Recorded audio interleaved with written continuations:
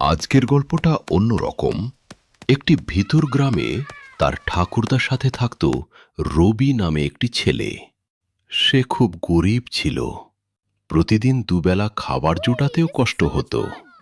একদিন তার দাদু বাজার থেকে ফেরার সময় এই নাও একটি দাদু ভাই, হাঁস তোমার নিয়ে জন্য কি আসলেন। আনলাম দেখো হাঁস। সেই হাঁসটাকে পেয়ে রবি আনন্দে আত্মহারা।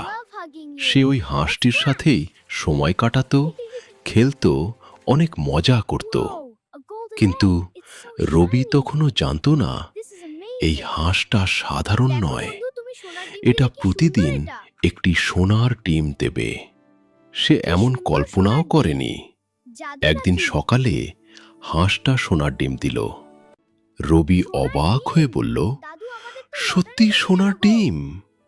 প্রতিদিন একটি করে ডিম পেয়ে রবি ধীরে ধীরে ধনী হয়ে উঠল।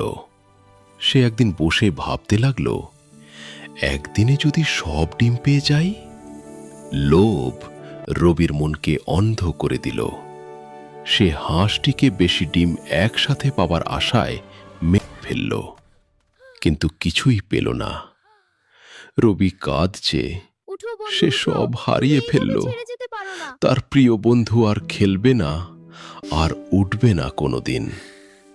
নীতি কথা: অতিরিক্ত লোভ আর কখনো মানুষকে সর্বনাশের পথে নিয়ে যায়। করো না, যা হবার হয়েছে। হ্যাঁ দাদু। ভালো ছেলে।